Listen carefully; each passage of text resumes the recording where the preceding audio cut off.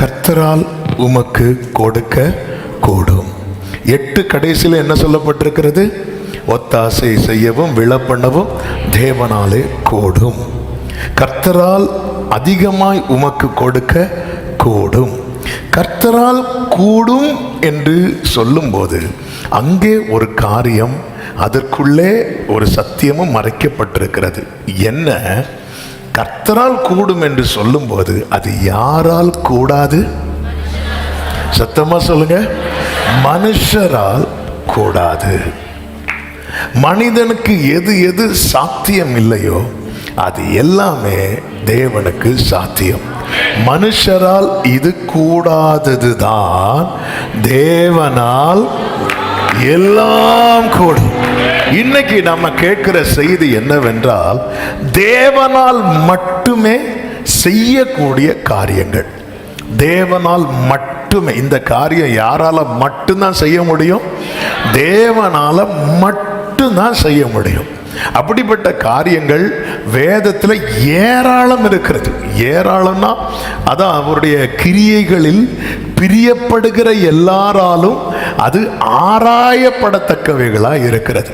அதாவது அவருடைய ஒர்க்கு யார் யாருக்கு பிடிக்குமோ அவங்க அவருடைய ஒர்க்கு, அவர் என்னெல்லாம் செய்கிறார், எப்படி செய்கிறார், அது ஒவ்வொன்றும் எப்படி நடப்பிக்கிறார் என்பதை அவங்க ஆராய்ந்து கொண்டே இருப்பாங்களாம். அதை மெடிடேட் பண்ணிகிட்டே இருப்பாங்களாம் அப்படின்னு பைபிள் சொல்லுகிறது. அப்படி தேவனால் மட்டுமே செய்யக்கூடிய கிரியைகள் வேதம் முழுவதும் பார்க்க முடியும். இன்னைக்கு அதிலிருந்து ஒரு 5 காரியங்களை, 5 அல்ல, 50,000 அல்ல, அதற்கு மேல தேவனால் மட்டும் செய்யக்கூடிய காரியம் இருக்கிறது.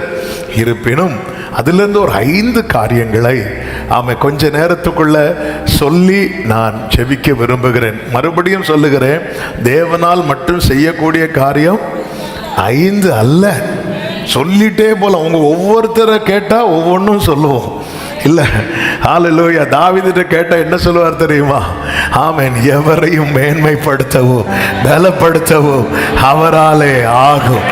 இப்படி ஒவ்வொருத்தரை கேட்டா ஒவ்வொன்றும் சொல்லுவோம். அத்தனை இன்னும் நட்சத்திரம் எவ்வளோன்னு எண்ணி முடிக்க முடியல. இன்னும் எண்ணி முடிக்க முடியல. அப்படி இருக்கையில் அவர் ஒவ்வொரு நட்சத்திரத்துக்கும் எப்படி அழைக்கிறாரா? நம்பர் போட்டு அழைக்கல, பெயர் சொல்லி அழைக்கிறார். சத்தம் ஆமென் சொல்லுங்க பார்க்கலாம். ஆமென். இப்படி சொல்லிட்டே போலாம், சொல்லிட்டே போலாம். தேவனால் மட்டுமே. இந்த பூமிக்கு அஸ்திவாரம் போட எந்த பாஸ்டருக்கும் முடியாது, ரைட்டுக்கும் முடியாது, லெப்டுக்கும் முடியாது, ஒருத்தருக்கு முடியாது. அவர் பூமிக்கு அஸ்திவாரம் போட்டவர். தேவனால மட்டுமே செய்ய முடிந்த காரியம். ஹல்லேலூயா.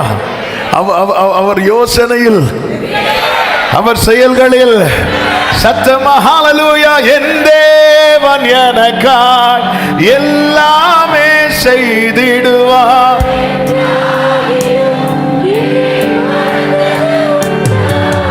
என் தேவன் எனக்காய். பாடுங்க பாடுங்க. சர்ச்சுக்குள்ள சும்மா இருக்கவே கூடாது யாரும். எஸ். கிரகிக்க முடியா, கிரகிக்க முடியா சர்வ ஞானியே. ரம கலம தட ரம மஷர லோ. ஹல்லேலூயா. ஆமென். தேவனால் மட்டும் செய்யக்கூடிய காரியங்கள், அதை நம்முடைய வாழ்க்கையிலே இணைத்து கர்த்தர் இந்த நாளிலே நம்ம ஒவ்வொருவரையும் பலப்படுத்தி, திடப்படுத்தி, தைரியப்படுத்தி அனுப்புவாராக. ஒன்று, தேவனால் மட்டும் செய்யக்கூடிய காரியம். ஒன்று, சிருஷ்டிப்பு. சிருஷ்டிப்பு, சிருஷ்டிப்பு. வேதம் தேவனை ஃபர்ஸ்டா நமக்கு அறிமுகப்படுத்துகிறதே எப்படிதான் அறிமுகப்படுத்துகிறது தெரியுமா? ஒன்னு சொல்லுங்க. ஆதியிலே தேவன் வானத்தையும் பூமியையும் சிருஷ்டித்தார். ஆண்டவரை வேதம் நமக்கு பல விதங்களில் அறிமுகப்படுத்துகிறது. அதுல வெரி ஃபர்ஸ்டா நமக்கு அறிமுகப்படுத்துகிறது. எப்படிதான் அறிமுகப்படுத்துகிறது என்றால், கிரியேட்டர், சிருஷ்டிகர். அவர் எப்படி சிருஷ்டித்தார்? எப்படி சிருஷ்டித்தார்? எபிரேயர் 11வது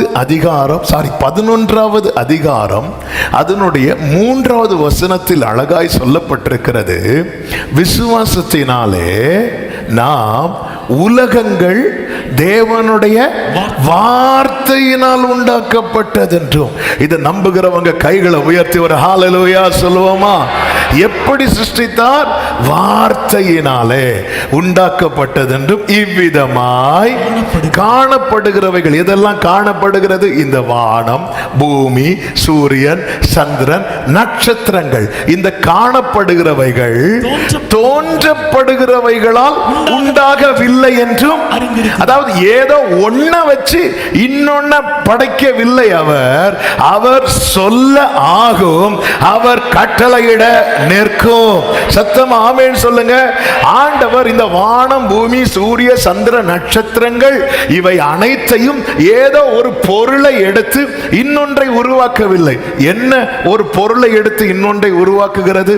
ஆமென். இந்த இருக்கு பாருங்க. ஆமென். இந்த மேஜையை உண்டாக்குனது யாரு? ஆசாரியர். மனுஷன் சொல்லிருக்க மொத்தத்தில். மேசையை உண்டாக்குனது யாரு? மனுஷன். மேசையை மனுஷன் எதுல இருந்து உண்டாக்குனா? மரத்திலிருந்து மனுஷனால என்ன உண்டாக்க முடியும்? மேசை உண்டாக்க முடியும், இந்த சேரை உண்டாக்க முடியும், பீரோவை உண்டாக்க முடியும். ஆனா மனுஷனுக்கு எதை உண்டாக்க முடியாது தெரியுமா? மரத்தை உண்டாக்க முடியாது. இவைகள் தோன்றப்படுகிறவைகளால் உண்டாக்கப்பட்டவைகள். ஆனால் மரம் தோன்றப்படுகிறவைகளால் உண்டாக்கப்பட்டதல்ல. ஒன்றுமே இல்லாத போது உண்டாகட்டும் என்று சொன்னார். எத்தனை பேர் நம்புறீங்க? அந்த சிருஷ்டிப்பின் வல்லமை இன்னைக்கு என் வாழ்க்கையில கர்த்தர் செய்ய வல்லவராய் இருக்கிறார். நல்ல கரங்களை தட்டி அவர் சிருஷ்டிகர். அந்த சிருஷ்டிப்பின் வல்லமை இன்னைக்கும் கிரியை நடப்பிக்கிறது. மனிதன் இருப்பதை கொண்டு படைக்கிறான், தேவன் இல்லாததையும் சிருஷ்டிக்கிறார். மனிதனுக்கு ஒரு பொருள் தேவை, அவனுக்கு ஒரு மூலப்பொருள் தேவை. ஒன்றை உருவாக்க, ஏதோ ஒன்றை உருவாக்கணும்னு அவனுக்கு அதுக்கான மூலப்பொருட்கள் தேவை. ஆனா ஆண்டவருக்கு அப்படி அல்ல. ஆண்டவருக்கு அப்படி அல்ல. இந்த பூமியானது ஒழுங்கின்மையும் வெறுமையுமா இருந்தது. சிருஷ்டிகருக்கு ஆபிரகாமுக்கு வயசானது மேட்ரு கிடையாது. சிருஷ்டிகருக்கு சாராளின் கற்பம் செத்து போனது மேட்ரு கிடையாது. சிருஷ்டிகருக்கு மோசைக்கு பேச முடியாதது விஷயம் கிடையாது. சிருஷ்டிகருக்கு தாவீது ஆடு மேய்க்கிறது விஷயம் கிடையாது. சிருஷ்டிகருக்கு யோசேப்பு சிறையில் இருக்கிறது விஷயம் கிடையாது. அவர் சிருஷ்டிகர். ரோமர் 4:11-17 சொல்லப்பட்டிருக்கிறது, அநேக ஜாதிகளுக்கு உன்னை தகப்பனாக ஏற்படுத்துவேன் என்றும் எழுதியிருக்கிறபடி அவன் தான் விசுவாசித்தவரும் மரித்தோரை உயிர்ப்பித்து இல்லாதவைகளை. எல்லாரும் வலது கரத்தை உயர்த்தி இந்த வார்த்தையை, இது அவரை குறித்து சொல்லுகிற வார்த்தை. சொல்லும், இல்லாதவைகளை இருக்கிறவைகளை போல அழைக்கிறவர், இல்லாதவைகளை இருக்கிறதை போல அழைக்கிறவர், இல்லாதவைகளை இருக்கிறதை போல. சத்தமோ ஆமென் சொல்லுங்க. இல்லாதவைகளை. எல் ஷடாய் சர்வ வல்லவரே, எல்லாம் செய்பவரே,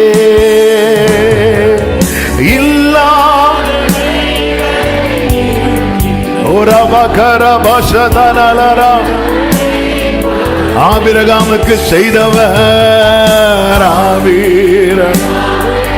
செய்தவர்.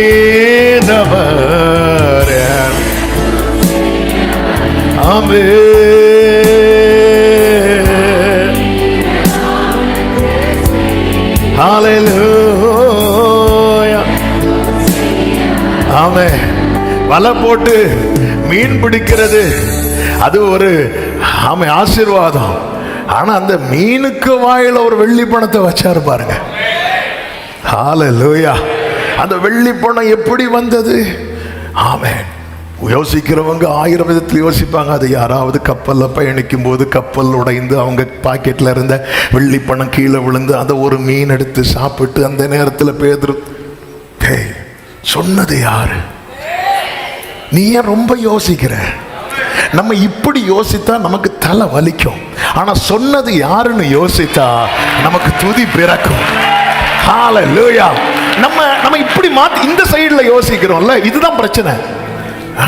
ஆமென். இன்றைக்கு உங்களை பரிசுத்தம் பண்ணி கொள்ளுங்கள். நாளைக்கு கர்த்தர் உங்கள் நடுவில் அற்புதம். அது எப்படி நாளைக்கு நடக்கும்? இவ்வளவு நாள் நடக்காதது எப்படி? இப்படி யோசித்தா நமக்கு தலை வலிக்கும். எலிசா சொல்றாரு, தேசத்து நிலைமையை பார்த்தீங்க பாருங்க, நாளைக்கு எல்லாருக்கும் கோதுமை எவ்வளோ ரூபாய்க்கு? 1 ரூபாய்க்குன்னு வச்சுக்கோங்க. 1 ரூபாய்க்கு கிடைக்கும். அப்போதான் ஒரு பிரதானி வருவான். இங்கே பாருங்க, அவன் இப்படி யோசிக்கிறான். யோசித்து எங்க வர போயிட்டான் தெரியுமா? கர்த்தர் வானத்தின் பலகணிகளை திறந்து பிளஸ் பண்ணாலும் இப்படி நடக்காது. இப்படி நம்ம இந்த ஆங்கிள் இந்த சைடில் பார்த்து நம்மளால நம்ப முடியாம போகுது. அப்படியே ஆங்கிளை மாத்துங்க. சொன்னது யாருன்னு பாருங்க, சொன்னவர் யாருன்னு பாருங்க. நீ போ பேதுருவே, கடல்ல தூண்டுல போடு. இயேசுவின் நாமத்தில் இந்த வார்த்தையை பேசும்போது என் ஆவியில ரொம்ப உற்சாகத்தோடு, ஆமென், ரொம்ப பலன் அடைந்து தெளிவா சொல்றேன். அவருடைய சிருஷ்டிப்பின் வல்லமையை நீங்க இன்னைக்கு நம்புறீங்கன்னா உங்க குடும்பத்துல எது இல்லையோ அதை கர்த்தர் உருவாக்க வல்லவர். நஷ்டப்பட்ட மகிழ்ச்சி, நஷ்டப்பட்ட சமாதானம், இன்னும் ஏன் மணவாளனின் சத்தம், மணவாட்டியின் சத்தம் இனி இந்த குடும்பத்தில் கேட்க வாய்ப்பில்லை என்கிற சூழ்நிலையை கர்த்தர் மாற்றுகிறார். இதோ சகலத்தையும் புதிதாக்குகிறேன். சத்தமா ஒரு ஆமென் சொல்லுங்க பார்க்கலாம். அவருடைய சிருஷ்டிப்பு, அவர் தோன்றப்படுகிறவைகளால் உருவாக்குகிறவர் அல்ல. ஆமென். வார்த்தையினாலே. அவ்வளவுதான். பேதுரு என்ன டாக்ஸ் கொடுக்கணுமா? போ தூண்டுல போடு. முதல் மீன். தாவீதுக்கு முதல் கல்ல கோலியாத்து விழுவான்னு தெரியாது. விழுவான்னு தெரியும், ஆனா முதல் கல்ல விழுவான்னு தெரியாது. அதனால 5 கல். ஆனா தாவீதின் குமாரனுமா இருக்கிறவருக்கு 1 மிஸ் ஆகாது. தாவீதுக்கு மேபி 4 மிஸ் ஆகலாம். ஆனா தாவீதின் வேற வந்தவருக்கு அவருடைய ஒரு வார்த்தை கூட, ஒரு வார்த்தை கூட. இது எப்படி சாத்தியமாகும்? இது எப்படி சாத்தியமாகும்? மரியாதை, இது சாத்தியமாகாது. ஆமென். மனுஷ முறைமையில இது சாத்தியமே கிடையாது. ஆனா தேவனால் கூடாத காரியம் ஒன்றுமே இல்லை. ஆமென். ஹல்லேலூயா. ஆமென் சொல்லுங்க பார்க்கலாம். அவர் சிருஷ்டிக்கிறவர். சங்கீதம் 33 அதனுடைய 6 சொல்லப்பட்டிருக்கிறது, கர்த்தருடைய வார்த்தையினாலே வானங்களும். என்ன வேர்டுங்க? ஆதியிலே தேவன். ஆக்சுவலா அதனுடைய சரியான மொழிபெயர்ப்புன்னா, ஆதியிலே தேவன் வானங்களையும் பூமியையும். அவன் வானங்கள் நமக்கு தெரிகிறதுக்கு மேல இன்னும், அதான் வானாதி வானங்கள் கொள்ளாதவர் என்று சாலமோன் சொன்னான். வானாதி வானங்கள். அவர் எப்படி? வார்த்தைகளினாலே என்றல்ல, வார்த்தை. ஒரு வேர்டு உண்டாகட்டும் சொன்னா மொத்தம் எத்தனை வானங்கள் உண்டாகணுமோ அத்தனையும் உண்டாயின. அடுத்த வார்த்தை ரொம்ப ஆச்சரியமானது. அவருடைய வாயின் அந்த சுவாசம் கொடுங்க. சுவாசத்துல உருவாக்கப்பட்ட நிச்சயம் உள்ளவங்க மட்டும் சத்தம் ஒரு ஆமென் சொல்லுங்க பார்க்கலாம். ஹல்லேலூயா. சுவாசத்துல இந்த பூமியிலே உருவாக்கப்பட்டவைகள் எல்லாமே வார்த்தையினால் உண்டாக்கப்பட்டது. ஆனா ஒரே ஒரு உயிரினம், அதை என்ன சொல்லுன்னு தெரியல. ஆமே. ஏன்னா நம்மள இருக்கிறத பார்த்தா ஆமே உயிரினமா பிராணியானே. ஆமே. தேவன் தமது சாயலா, அது சும்மா உண்டாக்கட்டும் அப்படி இல்லை. அப்படி மண்ணை எடுத்து பாருங்க, மண்ணை எடுத்து உருவாக்கிட்டு அப்படி பார்த்துட்டு அப்படின்னாரு. ஆமே. அதெல்லாம் வர்ணிக்கவே முடியாது. ரொம்ப வர்ணிச்சா உங்களுக்கு என்ன பார்த்தா ஒரு மாதிரி இருக்கும். அதனால நான் இங்கே என்ன கண்ட்ரோல் பண்றேன். எவ்வளவு எவ்வளவு க்ளோஸா வச்சு. அல்லேலூயா. மண்ணை பிசைந்து மனிதனை படைப்பது. ஆண்டவரை ஆண்டவரை ருசிக்கிறவங்க கைகளை உயர்த்தி, மண்ணை பிசைந்து லேசான காரியம்,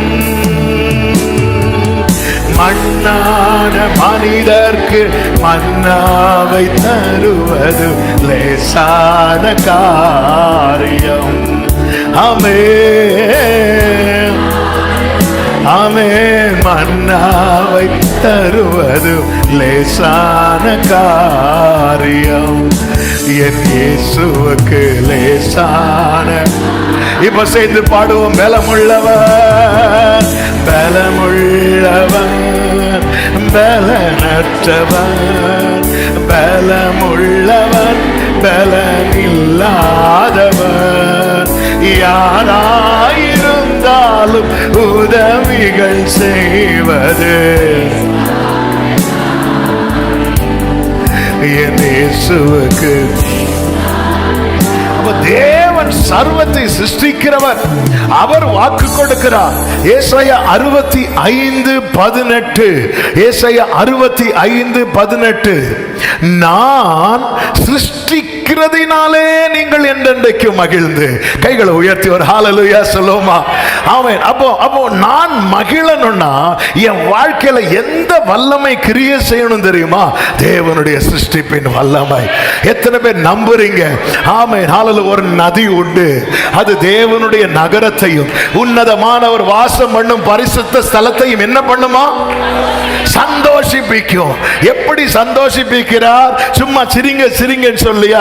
இல்ல, என் புலம்பலை அவர் ஆனந்த களிப்பாக, ஓ என் சாம்பலுக்கு பதிலாக அவர் சிங்காரத்தை, ஆமென், என் வெட்கத்துக்கு பதிலாக இரண்டத்தனையான பல, ஹல்லேலூயா, முட்செடிக்கு பதிலாக தேவதாரு விருட்சம், கண்ணீரோடு விதைத்ததற்கு பதிலாக கம்பீரத்தோடு. எத்தனை பேர் இதை விசுவாசிக்கிறீங்க? நான் மகிழும்படி கர்த்தருடைய சிருஷ்டிப்பின் கிரியை என் வாழ்க்கையில, என் குடும்பத்தில் விசுவாசிக்கிற தேவ பிள்ளைங்க மட்டும் கரங்களை தட்டி ஹல்லேலூயா. ஆமென் ஆமென். சிருஷ்டிப்பின் கிரியை நான் சிருஷ்டிக்கிறதினாலே நீங்கள் மகிழ்ந்து. நான் சிருஷ்டிக்கிறதினாலே அவருக்கு தெரியும், ஆண்டவர் மகிழ வைப்பார். ஆண்டவரால கூடாத காரியம் ஒன்றுமே கிடையாது. ஏதாவது ஒரு கம்போ கிளையோ வேரோடு இருக்கிற மரத்தோடு இணைந்திருந்தால் தான் அட்லீஸ்ட் அதுல ஒரு இலையா ஒரு துளிராவது விடும். அதுல ஒரு துளிராவது விடும். ஏதாவது அது ஒரு மரத்தோடு இணைந்திருக்க வேண்டும். அந்த மரம் வேரோண்டி நிற்க வேண்டும். அந்த வேருக்கு வேண்டிய தண்ணீர், சூரிய ஒளி, உரம் எல்லாம் கிடைக்கணும். அப்படி இருந்தாதான் அந்த மரத்துல, அந்த கம்புல அட்லீஸ்ட் ஒரு துளிராவது, துளிர்ல மழை டைம்ல கொஞ்சம் அதை பார்த்தா போட்டோக்கு போஸ் கொடுக்கறது மாதிரியாவது இருக்கும். ஆனா ஒரு கோல் 40 வருடம் வனாந்திரத்தில் இருந்துச்சு. ஒரு வயசானவன் கையில் இருந்துச்சு. ஆண்டவர் இந்த ஆரோனை மகிழ்விக்கணும்னு நினைச்சிட்டாரு. மகிழ்விக்கணும். ஏன்னா மோசைய ஓரளவுக்கு அக்செப்ட் பண்ணிட்டாங்க. ஆனா யார் அவங்க அக்செப்ட் பண்ணல தெரியுமா? இன்னும் ஆரோன் தூபம் எடுத்தானா கோராகின் கூட்டம் வந்துருவாங்க. ஏன் நாங்க எடுத்தா தீ எரியாதா? நாங்க வொர்ஷிப் பண்ணா ஆராதனை நடக்காதா? வந்துருவாங்க. இந்த ஆரோன் பாருங்க, மோசையோட சீனியர். அப்படி இருந்தும் எல்லாத்தையும் சகிச்சிட்டு இருக்கிறான். மோசே ஆண்டவரை வேற யாராவது அனுப்புங்கன்னு சொல்ற இடத்துல, அவன் மோசே வேண்டான்னு வச்ச இடத்துல ஆரோனை உள்ள கொண்டு வர்றார். மோசே வேண்டான்னு வச்சதுனால ஆரோனை கொண்டு வந்தான்னு சொல்லல. ஆரோன் ஏற்கனவே அவன் அழைக்கப்பட்டவன். ஆரோனை போல அவன் எதற்காக அழைக்கப்பட்டான்? ஆசாரிய ஊழியம் செய்வதற்காக. ஆனால் அவன் எதற்காக அழைக்கப்படலைன்னா பார்வோன்ட்டு போய் ஃபைட் பண்ண அழைக்கப்படலை. ஆனால் மோசே அது வேண்டான்னு ஒதுங்குறான். ஆமென். ஆரோன் உங்களை இன்னைக்கு பயன்படுத்த காரணம் என்ன தெரியுமா? மோசேக்கு தான் அந்த ஆஃபர் வந்துச்சு. மோசே வேண்டான்னு வச்சார். எனக்கு ஒன்று அந்த ஆஃபர் வேண்டாம், அப்படி போகல ஆரோன். ஆண்டவர் தான் அனுமதிச்சார். இப்படி ஆரோன் 1000 குறைகள் இருக்கலாங்க, ஆனால் ஆரோனுக்கு சில கேரக்டர் பார்த்தீங்கன்னா, இப்படிப்பட்ட ஆரோன் ஒரு கட்டத்தில் இந்த ஆரோனுக்கு விரோதமாக ரொம்ப பேசிட்டாங்க.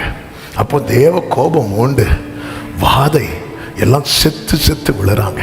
அப்போ மோசே சொல்றார், ஆரோன் நீ உயிரோடு இருக்கிறவர்களுக்கும் மரித்தவர்களுக்கு நடுவே தூபத்தை எடுத்துட்டு ஓடு. நீ போய் நின்னாதான், நீ போய் ஜோம் பண்ணாதான் ஆண்டவர் வாதையை நிறுத்துவார். ஆரோன் வேதம் என்ன சொல்லுது?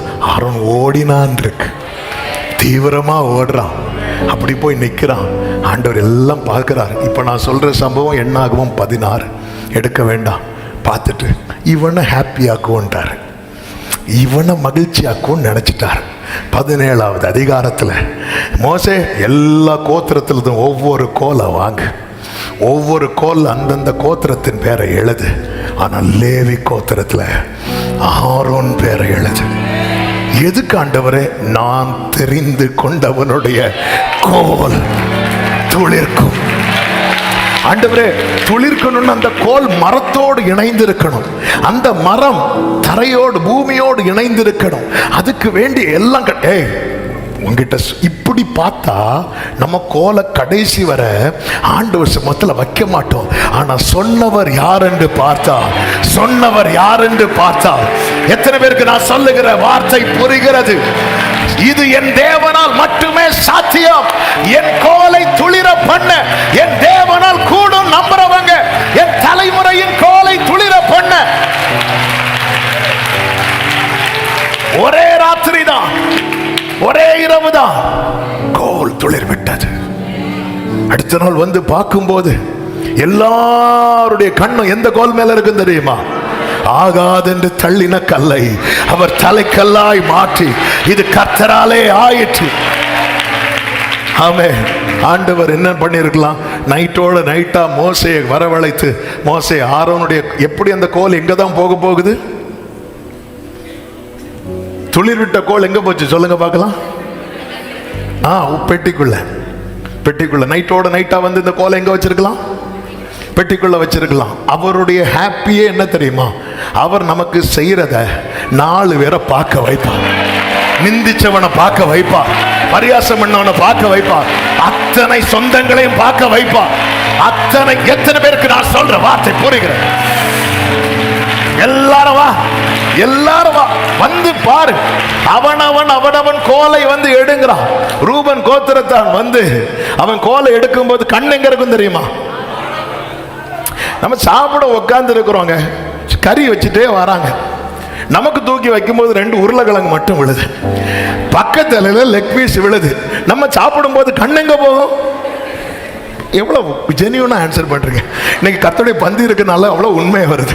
கர்த்தர் உங்களை அவன் நேரம் ரூபன் கோத்திரம் எடுக்கும் போது கண் எங்க போகுது? லெக் பீஸ்லயா? ஆரோனுடைய கோல்கள். அடுத்து சிமியன் கோத்திரம் எடுக்கும்போது கண் எங்க போகுது? ஆமென். இங்க சங்கீதம் 126 படிச்சிருக்கீங்களா? கர்த்தர் நமக்கு பெரிய காரியங்களை செய்தார் என்று புறஜாதிகளுக்குள்ளே சொல்லிக் கொண்டார்கள். அடுத்த வசனத்துல தான் இருக்கு, கர்த்தர் நமக்கு பெரிய காரியங்களை நான் சொல்றதுக்கு முன்னாடியே என்னை சுத்தி இருக்கிறவங்க சொல்லுவாங்க, இதுதான் கர்த்தருடைய செயல். ஹல்லேலூயா, ஹல்லேலூயா. இப்போ எல்லாரும் பார்த்தாச்சா? எல்லாம் கோல் எடுத்துட்டு போயாச்சா? பார்த்தாச்சு. மறுநாள் மோசே சாட்சியின் கூடாரத்துக்குள் பிரவேசித்த போது இதோ லேவியின் குடும்பத்தாருக்கு இருந்த ஆரோனின் கோல் துளிர்த்திருந்தது. அது துளிர் விட்டு பூ பூத்து வாதுமை பழங்களையும் கொடுத்தது. எல்லாரும் வந்து வாங்கும் போது மோசே இந்த கோலை எடுக்கிறான், எல்லாருக்கும் கண்ணுக்கு முன்படி காண்பித்து, நான் கர்த்தர், எனக்கு காத்திருக்கிறவர்கள் வெட்கப்பட்டு போவதில்லை என்பதை அப்பொழுது அறிந்து கொள்வார். சாட்சி, எல்லாரும் சொல்லுங்க சாட்சி, சத்தமா சொல்லுங்க. நேத்து வர காட்சி, இன்னைக்கு சாட்சி, சாட்சிக்கு அப்புறம் தான் பெட்டி. அவர் சிருஷ்டிகர். உன்னை அழைத்ததின் நோக்கம் 4 பேர் அறிந்து கொள்வார்கள். உன்னை தெரிந்தெடுத்ததின் நோக்கம் 4 பேர் அறிந்து கொள்வார்கள். உன்னை பிரித்தெடுத்ததின் நோக்கம், உன் வாழ்க்கையில் அனுமதித்த இந்த வனாந்திரத்துக்கான நோக்கம். எத்தனை பேர் சொல்லுங்க, என் தேவன் சிருஷ்டிகர். கற்பாறை போல லேசான காரியம். பாடுங்க பாடுங்க, அவருக்கு இது லேசான காரியம். நீங்க சிருஷ்டிக்கிறதுல தான் என் மகிழ்ச்சியே நீங்க சிருஷ்டிக்கிறதுலாம் இருக்கிறது. ஓ கச்சாடி நீரை, கச்சாடி நீரை லேசான காரியம். கச்சாடி நீரை